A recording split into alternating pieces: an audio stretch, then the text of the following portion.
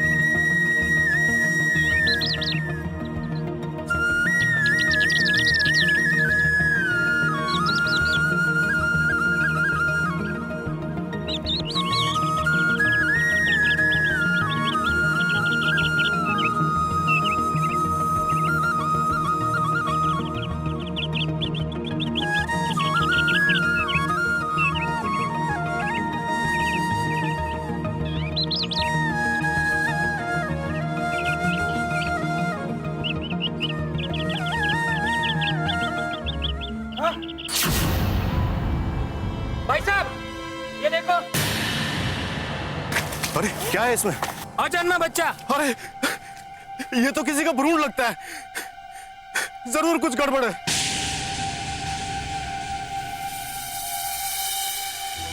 Hello, command force.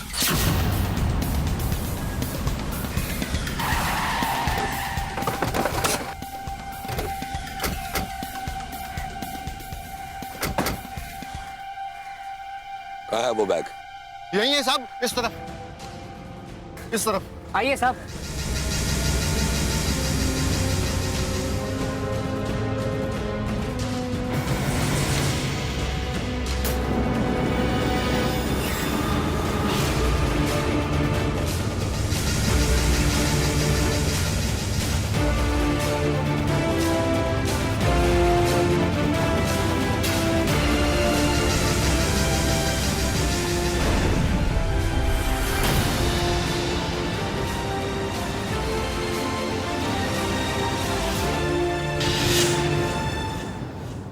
साहब, पूजा की सामग्री ये तालाब में लोग फेंक के जाते हैं और साहब वही हम लोग निकाल के प्रसाद और नारियल साहब खाते हैं। आज भी हम लोग वही कर रहे थे जो हर रोज करते हैं और साहब उसमें से ये सब निकला साहब। ये देख के तो हम लोग को चक्कर आ गया साहब। शाना, देखो वहां भी कुछ बैग्स पड़े हुए हैं, जाकर चेक करो उसमें क्या है। यस हाँ।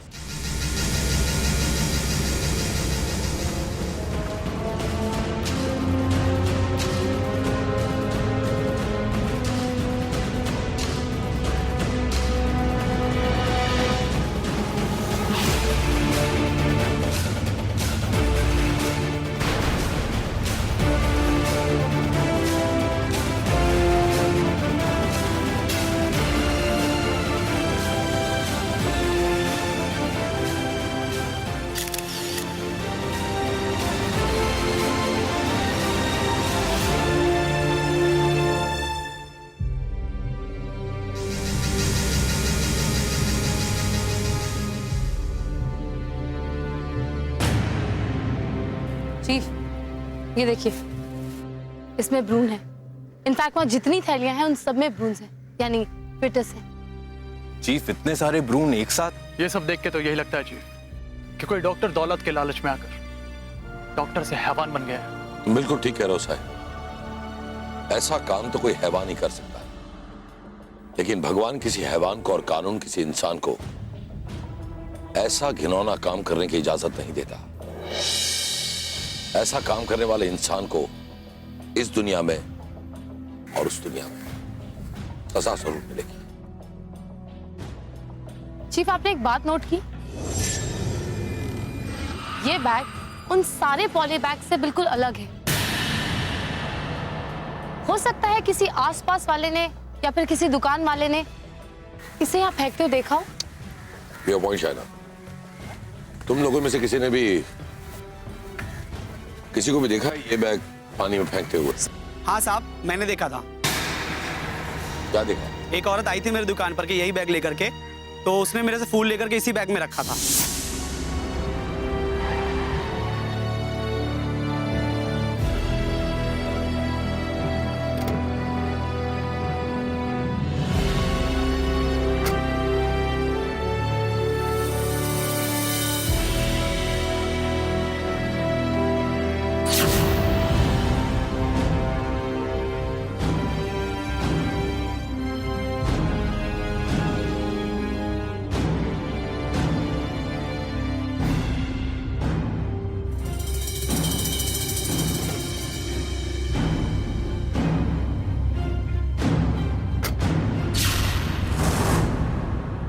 साहब, वो औरत बहुत घबराई सी लग रही थी। औरत? उसकी उम्र क्या होगी? यही कुछ 50-55। 50-55। तुम्हें उस कार का नंबर याद है? याद है ना साहब? अच्छा, क्या नंबर था कार का? साहब कुछ एक नंबर था। अभी साहिल, तुम फौरन उस गाड़ी का पता लगाओ और शायना इन सारी बैग्स को लैब लेकर जाओ। मुझे रिपोर्ट्स फौरन चाहिए।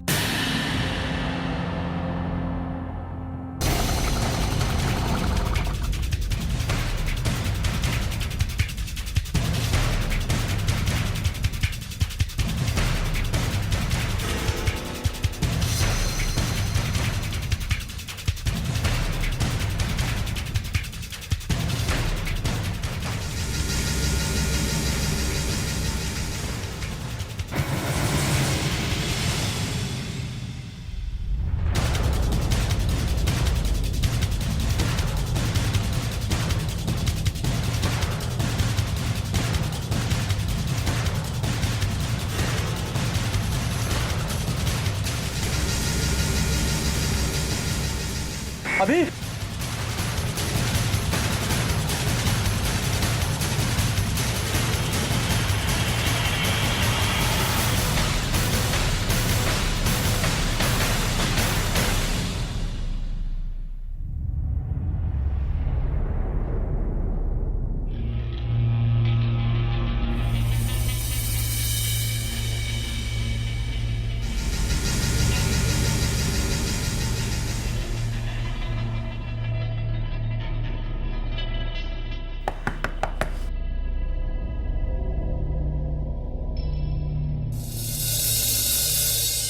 जी कहिए।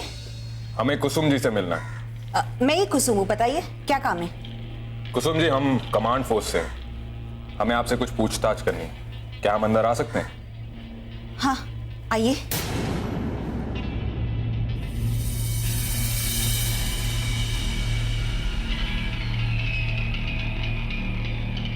जी कहिए। कुसुम जी, हमें शिव मंदिर के पास एक तालाब में कुछ भ्रूण मिले हैं। भ्रूण? जी हाँ, भ्रूण यानी अजन्मे बच्चों की लाश के टुकड़े। लेकिन ये सब बातें आप मुझे क्यों बता रहे हो? क्योंकि जिस बैग में हमें एक भ्रूण मिला है, उस बैग को एक फूल वाले ने पहचान लिया। उसने वो बैग आपके हाथ में देखा था जब आप उससे फूल खरीदने गई थी।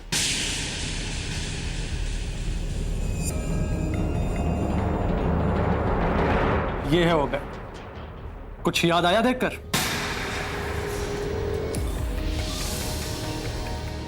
नहीं, ये मेरा बैग नहीं है। चलिए मान लेते हैं कि ये बैग आपका नहीं है, लेकिन क्या आप शिव मंदिर गई थी? हाँ गई थी। मैं तो भगवान को प्रसाद चढ़ाने गई थी। और कौन गया था आपके साथ? मेरी बेटी अलका। क्या हम आपकी बेटी से मिल सकते हैं? जी मैं अभी बुलाती हूँ। अलका, अलका बेटी।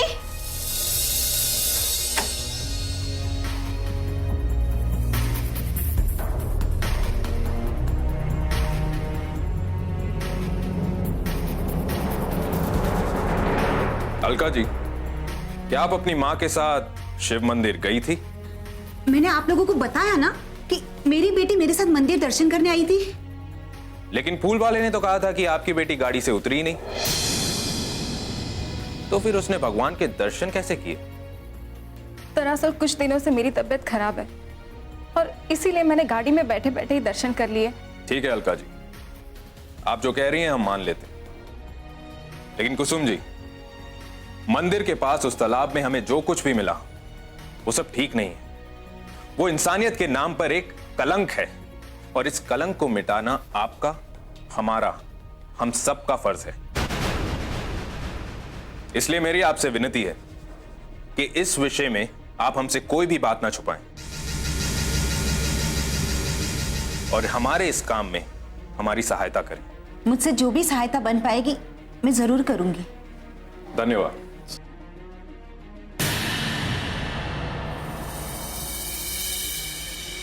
अलका जी, अभी भी आपने कहा कि पिछले कई दिनों से आपकी तबीयत काफी खराब है, इसलिए आपने कार में बैठे बैठे भगवान के दर्शन कर लिए। जी तो फिर आपने किसी डॉक्टर को तो दिखाया ही होगा। जी, डॉक्टर राधा, वही हमारी फैमिली डॉक्टर है। डॉक्टर राधा, ठीक है अलका जी, अगर जरूरत हुई तो हम आपसे फिर मिलेंगे। चलो साहब।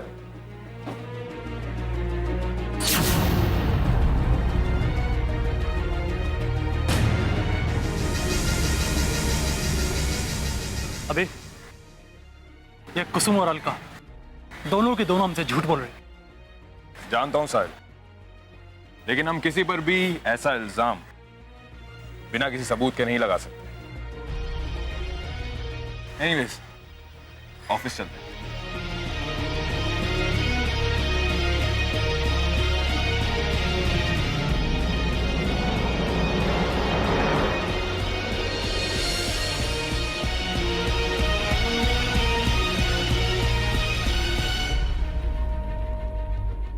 चीफ, अभी तुम लोगों ने कुसुम से जो पूछताछ की, कुछ पता चला? कुसुम की बातें और उसके हाव भाव देखकर ऐसा लग रहा था कि वो हमसे कुछ छुपा रही, और उसकी बेटी को देखकर तो हमारा शक और भी बढ़ गया।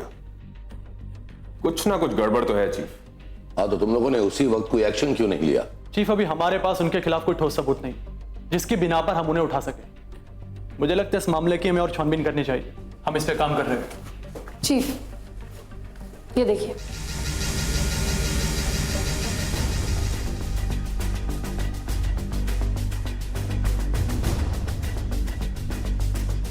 ये क्या?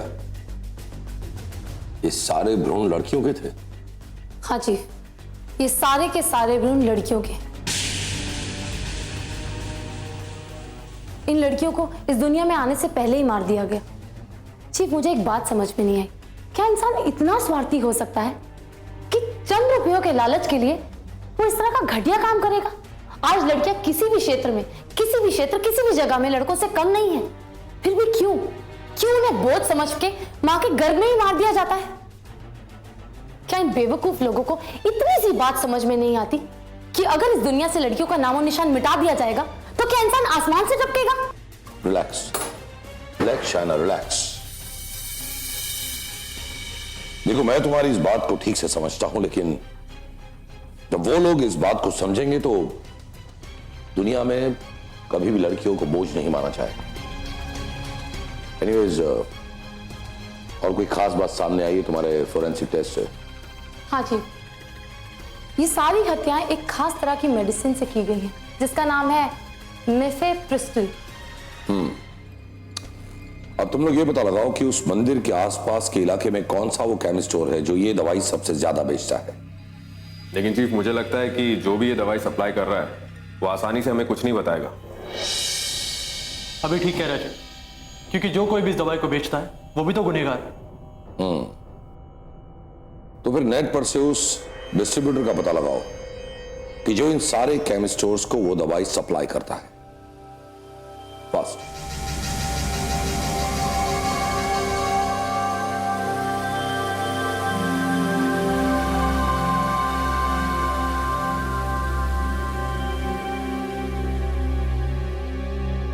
चीफ, मिल गया। एक ही डिस्ट्रीब्यूटर है चीफ, जो इस दवा को डिस्ट्रीब्यूट करता है। फोन नंबर भी होगा? हाँ है चीफ। लगाओ उसे फोन।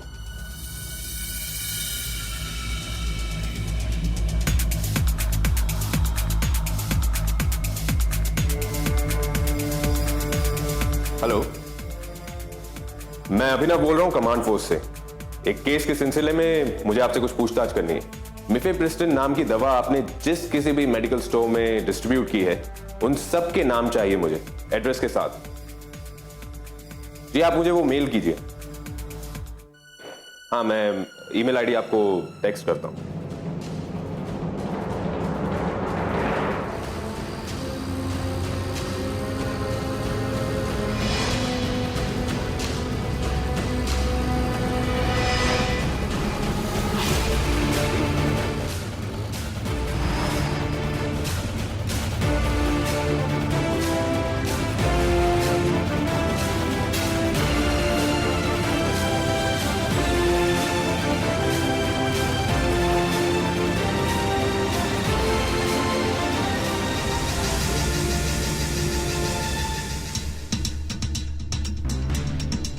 ये दवा तुम्हारे पास मिलेगी?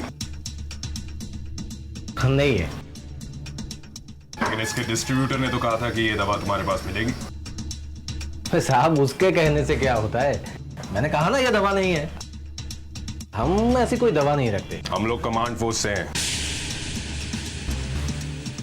Command force?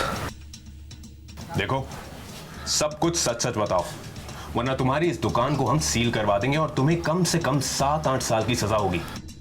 साहब अब आप लोगों से क्या छुपाना, आजकल इस दवा की डिमांड बहुत है मार्केट में। अरे 80% दवा तो डॉक्टर राधा के क्लिनिक में जाती है। डॉक्टर राधा? कौन लेकर जाता है दवाई?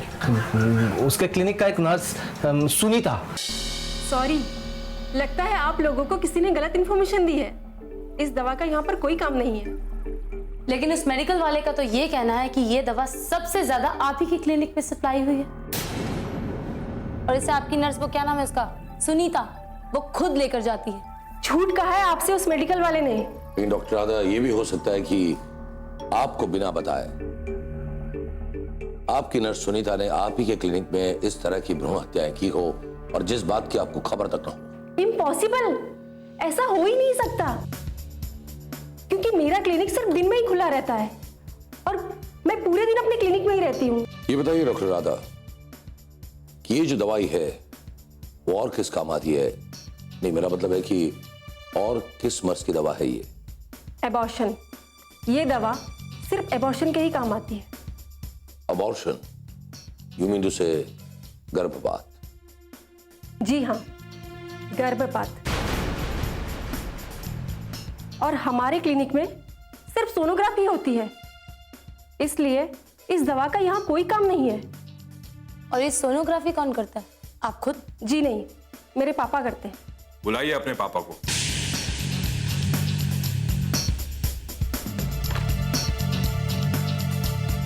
पापा, आप मेरे कैबिन में आइए।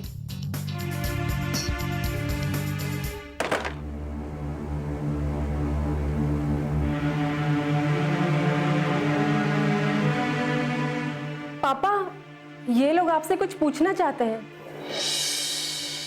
सोनोग्राफी आप ही करते हैं?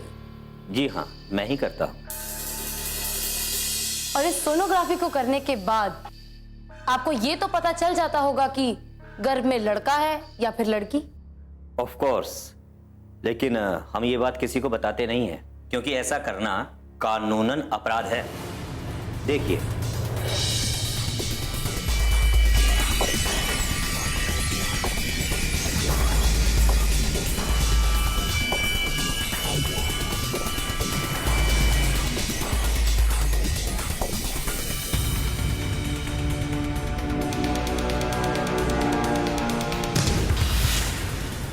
ये बात हमने यहां और बाहर दोनों जगह लिख के लगवा रखी है।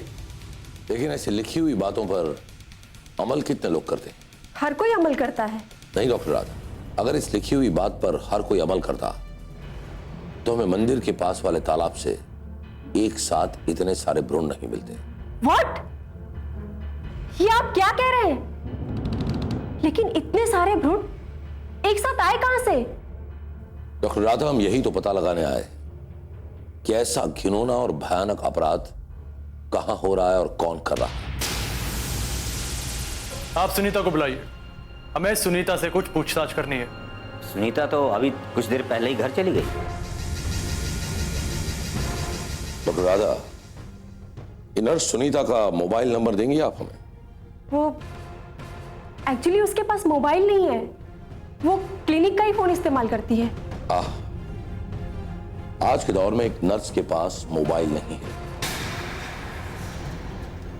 खैर, अगर आप उसका मोबाइल नंबर नहीं बताना चाहती हैं तो ठीक है, हम खुद ढूंढ लेंगे नर्स सुनीता को। Let's go.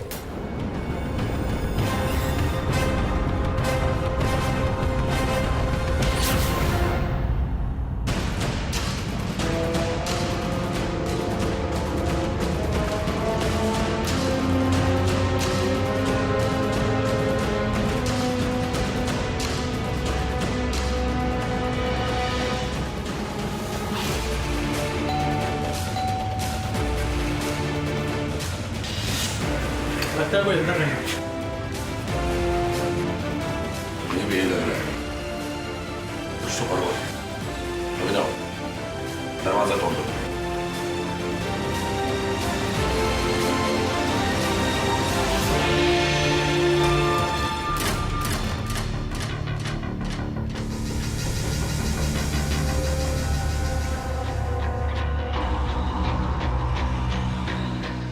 पूरे घर की अच्छी तरह से तलाशी लो। हो सकता है ये सुनीता यहीं कहीं छुपी हो।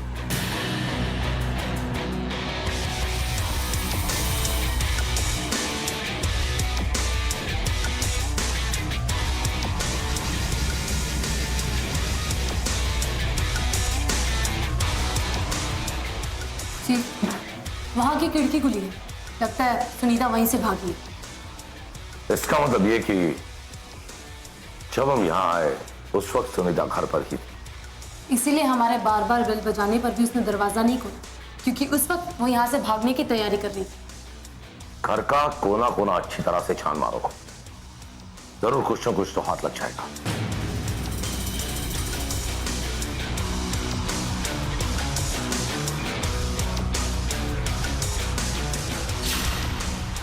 यस जी।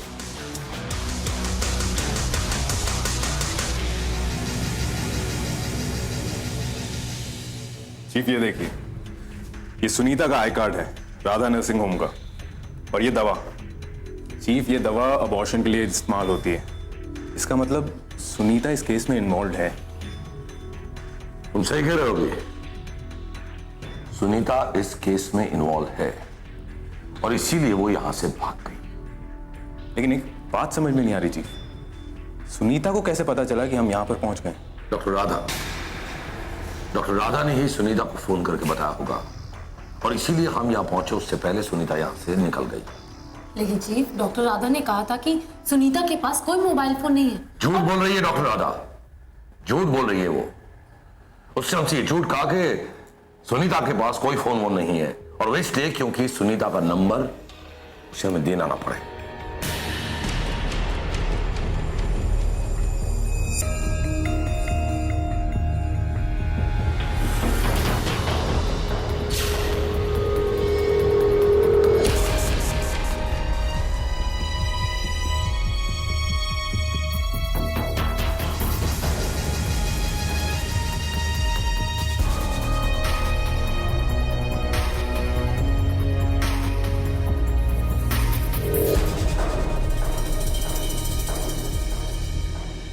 ये देखो अभी, मोबाइल का रिचार्ज कूपन। हो न हो, इस रिचार्ज कूपन से सुनीता ने ही अपना मोबाइल रिचार्ज करवाया होगा। इसका मतलब सुनीता के पास मोबाइल फोन है। हाँ साहिल, और उसी मोबाइल फोन का हमें पता लगाना है। एक काम करो, टेलीफोन कंपनी से पता करो कि इस रिचार्ज कूपन से कौन से नंबर को रिचार्ज करवाया गया है, और यह भी पता करो कि उस नंबर से किन किन फोन पर फोन किए गए थे। Okay chief. अभिनव और शायना, तुम आज रात डॉक्टर राधा के क्लिनिक की अच्छी तरह से तलाशी लो।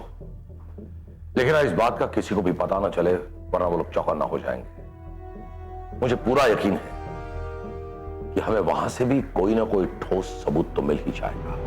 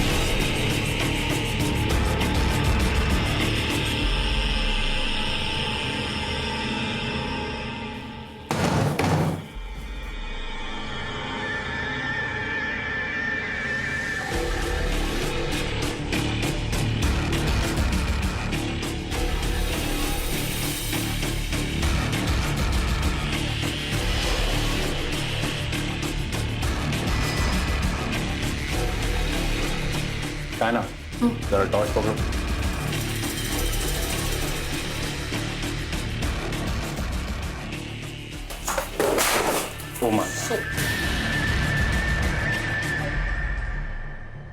ये सब क्या है? अभी ये सब तो बिल्स लग रहे हैं। इन्हें यहाँ पे फाड़ के फेंका हुआ है। लगता है ये सब जानबूझ के फाड़े हुए। ठीक कह रहे हो तुम। एक काम करते हैं, इन्हें जोड़कर देखते हैं क्या बनता है। हाँ।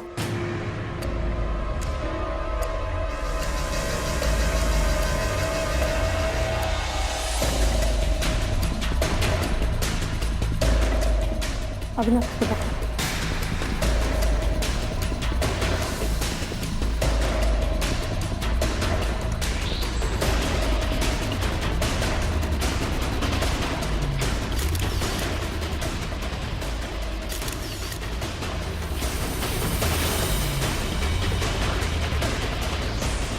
सारे बिल्स इसमें डाल दो।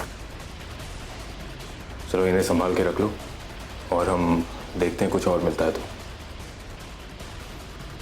चलो।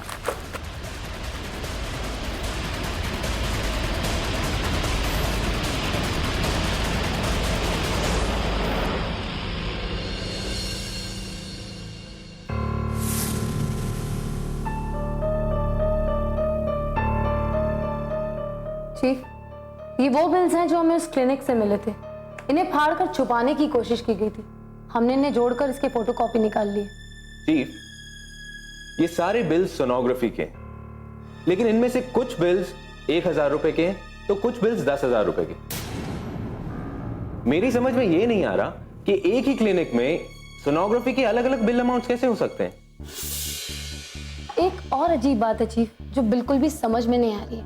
अगर आप देखेंगे तो इसमें जो भी 1000 के बिल हैं उस पर 6 नंबर लिखा है, लेकिन जो भी 10,000 के बिल हैं उस पर 9 नंबर लिखा है। अब इसका क्या मतलब होगा? I don't know. शाना, मेरी समझ में ये 6 और 9 नंबर का खेल आ गया।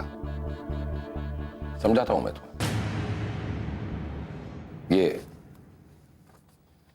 ये नंबर 6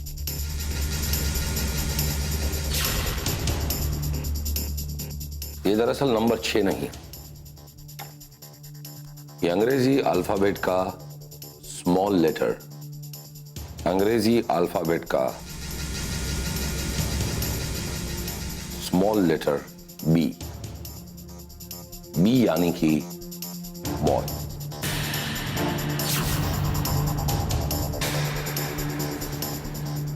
लड़का। और ये नंबर 9 नहीं है, ये है अंग्रेजी अल्फाबेट का स्मॉल लेटर जी यानी कि गर्ल, लड़की।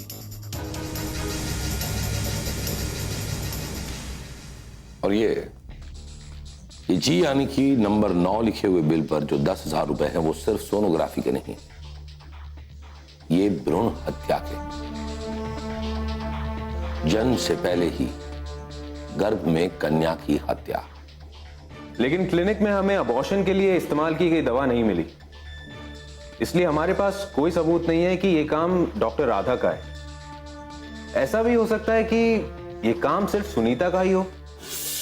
चीफ, जो रिचार्ज कूपन हमें सुनीता के घर से मिला है वो सुनीता के नंबर पर चार्ज किया गया और सुनीता ने कई बार कुसुम को कॉल भी की। एक काम करो, इस सुनीता का फोन ट्रैक करते रहो, उसका फोन ही हमें उस तक पहुंचाएगा। सुनीता कुछ ज्यादा चालाक निकले चीफ, उसने अपना फोन बंद रखा हुआ है। फिर भी साहिल, लगातार सुनीता का फोन ट्रैक करो, कभी ना कभी तो वो अपना फोन चालू करेगी ना। चीफ, मुझे लगता है हमें इस कुसुम से बात करनी चाहिए, शायद वही हमें सच्चाई तक पहुंचा सकती है। नहीं चीफ, अगर कुसुम ऐसा करेगी तो वो भी गुनहगार साबित हो जाएगी। वो ऐसा कभी नहीं करेगी। साहिल ठीक कह रहा है। खैर, हम कुसुम पर अंधेरे में एक तीर छोड़कर देखते हैं।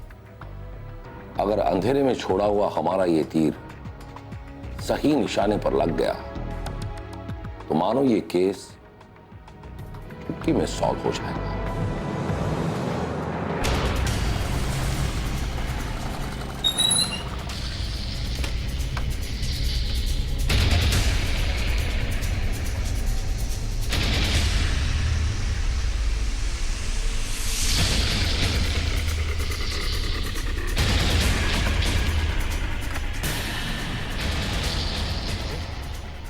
यहाँ तो ताला लगा हुआ है, लगता है वो दोनों बाहर गए। बाहर नहीं गए साहिल, भाग गए। फोन लगाओ उसे।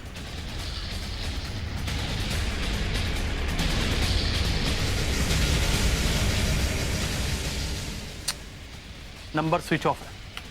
अब उसकी लोकेशन भी हमें नहीं पता चलेगी।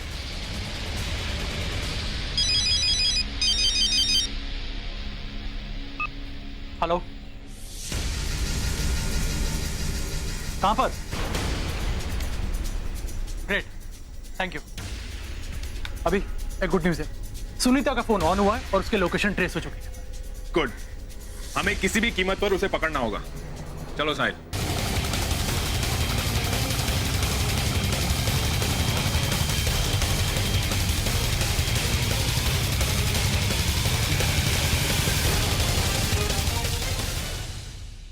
इन्फॉर्मेशन इसी जगह की थी ना?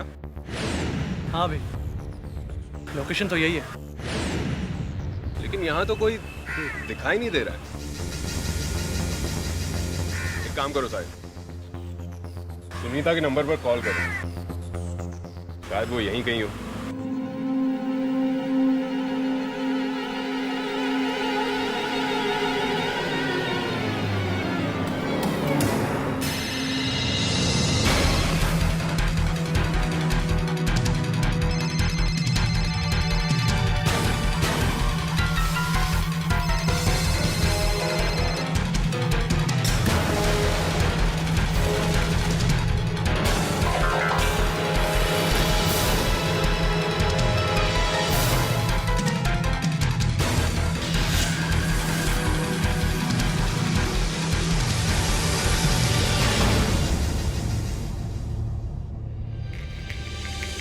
अभी तो सुनीता की लाश है। डॉक्टर राधा ने इसे भी रास्ते से हटा दिया। अब ना हमारे पास कोई सबूत है, ना ही कोई गवाह, और वो कुसुम भी नहीं मिल रही है। कैसे पकड़ेंगे हम उस राधा को? लेकिन अभी हमारे पास वो सोनोग्राफी के बिल जो हमें डॉक्टर राधा के क्लिनिक से मिले थे। साहिल, वो सबूत काफी नहीं है, नहीं है वो काफी।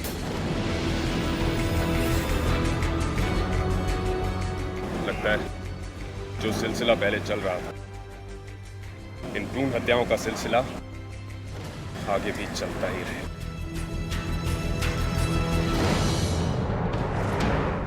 मैं बता नहीं सकती आपको डॉक्टर साहब, मैं कितनी परेशान हूं।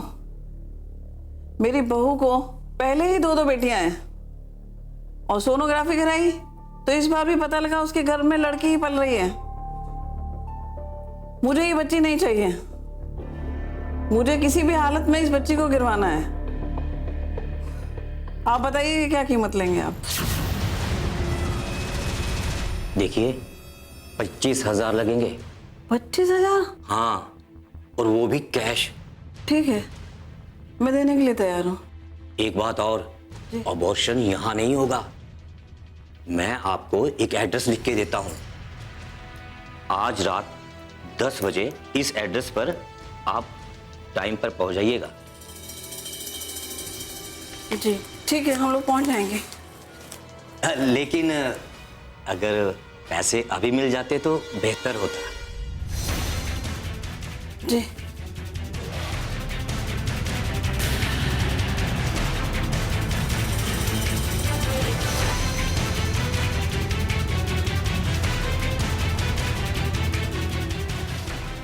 याद से।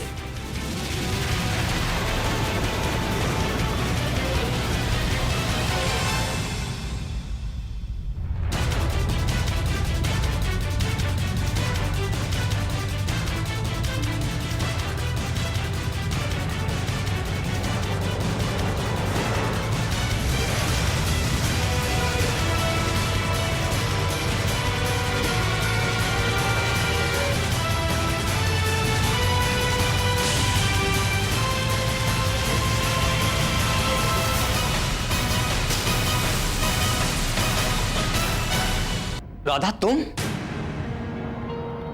तो डॉक्टर्स कॉन्फ्रेंस के लिए पुणे गई थी ना? ये अचानक यहां कैसे बेटी? खबरदार जो मुझे बेटी कहा तो मैं उस इंसान की बेटी नहीं हूं जो सिर्फ पैसों के लिए हजारों अनजन्मी बेटियों का हत्यारा है। राधा, ये क्या कह रही हो तुम? ठीक कह रही है ये।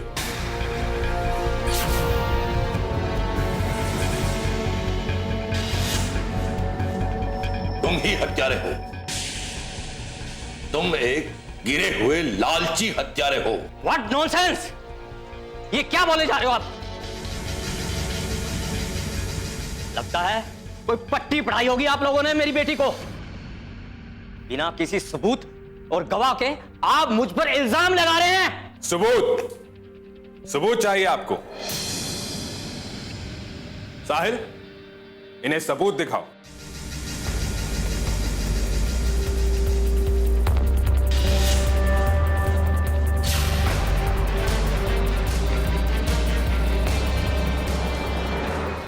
ये रहा सबूत। ये मेरे पैसे हैं, इसमें सबूत क्या है? जरा गौर से देखिए, इन नोटों पर हमने खास तरह का निशान बनाया हुआ, CF मतलब कमांड फोर्स।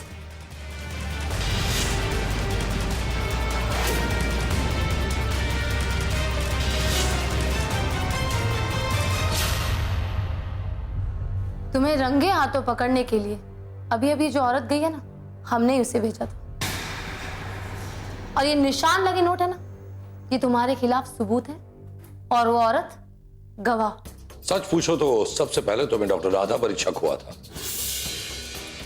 और इसीलिए यहां आने से पहले जब हमने उस औरत को डॉक्टर राधा को मिलने के लिए भेजा उनके घर, और उस वक्त डॉक्टर राधा ने पैसे लेकर भी वो काम करने के लिए मना कर दिया, तब हमें पता चल गया कि इस सारी साजिश के पीछे तुम्हारा हाथ है। क्यों किया आपने ऐसा? इतनी सारी बेटियों को पैदा होने से पहले ही मार दिया। पापा, आपने ऐसा क्यों किया? जवाब दो, अपनी बेटी को जवाब दो। दो जवाब।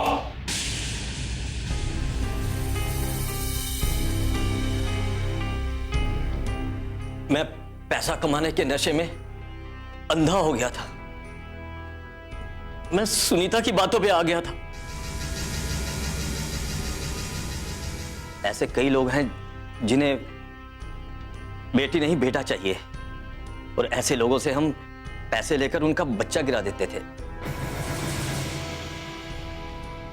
सोनोग्राफी इसी क्लिनिक में होती थी और अबॉर्शन सुनीता के घर में ही किया जाता था,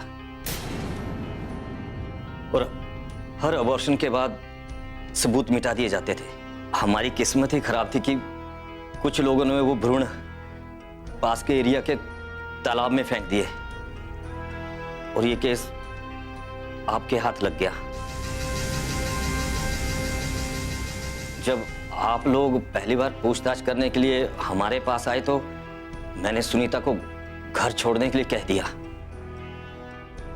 लेकिन कहीं ना कहीं मुझे डर था कि एक ना एक दिन आप लोग उस तक पहुंच ही जाओगे, तो इसके लिए मैंने उसे अपने रास्ते से ही हटा दिया। तुमने नर्स सुनीता के साथ मिलकर जो कुछ भी किया वो सिर्फ अपराध ही नहीं, एक पाप भी है, और इसकी सजा तुम्हें कानून देगा। आज की 21वीं सदी में जमीन की तय से लेकर आसमान की ऊंचाई तक औरत मर्द से 2 कदम आगे निकल गई है। और आज के इस दौर में औरत को मर्द की बराबरी में नीचा दर्जा देना यह बहुत ही शर्मनाक बात है।